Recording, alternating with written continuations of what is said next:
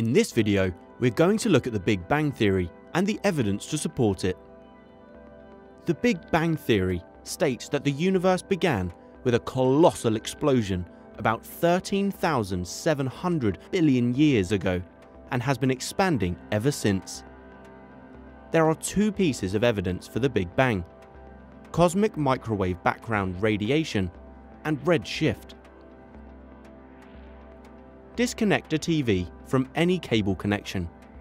Tune it to a channel with no station in your area. Not picking up any signal, you will see a fuzzy picture that we commonly call static or snow. The technical term for this static is white noise. Now imagine attaching a TV to an antenna large enough to pick out even the weakest signals from all that noise. To further enhance your ability to pick up weak signals, you would need to eliminate all background sources of noise. So, imagine systematically identifying and then eliminating all possible sources of noise. In the early 1960s, Arno Penzias and Robert Wilson did just that. They weren't using their TV, they used a microwave receiver attached to a large horn-shaped antenna. They were working for Bell Labs, who wanted to use the microwave receivers they had developed for long-distance communication. To pick up the weak celestial signals, Penzias and Wilson worked to eliminate all the noise originating from their antenna and receiver. The last stubborn little bit of noise wouldn't go away no matter what they tried. They even crawled into the antenna, chased away the pigeons and removed a nest and pigeon poo, but it didn't work. The noise was still there. As the Earth turned, their antenna pointed to different parts of the solar system. If the source of these mysterious microwaves was in the solar system, the strength of this noise should vary as the Earth turned on its axis. It didn't. This suggested that the noise did not originate in the solar system. So where was it coming from?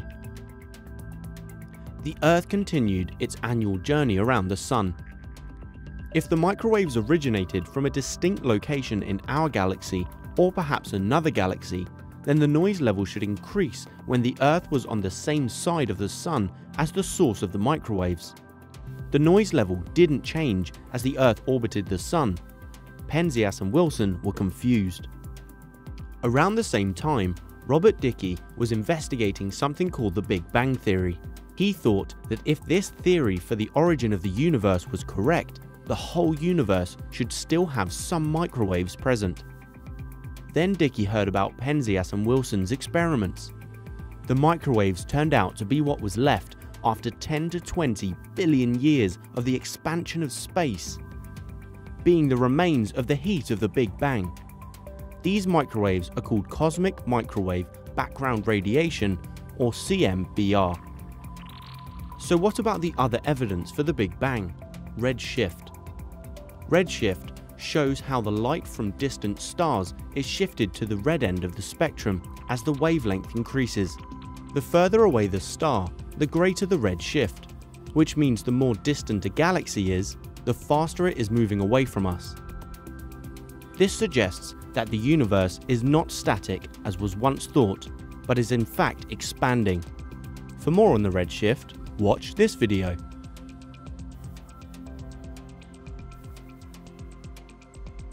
So there you have it. That's exactly what the Big Bang Theory states and the evidence for it.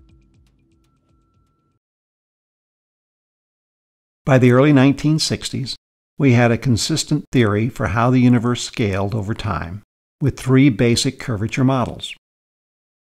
Observation of galaxy counts at different distances indicated that the flat model was the best fit. And Type 1a supernova studies gave us a good reading on the value of the Hubble parameter at the current time.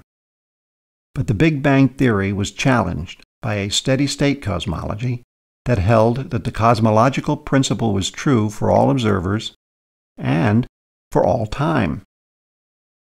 Galaxy redshift was explained as photons losing energy to space rather than space expanding. Plus, the supporters argued that a Big Bang would have left a trace that should be detectable, but nothing had been found. That all changed when the cosmic microwave background radiation was discovered in the mid-60s.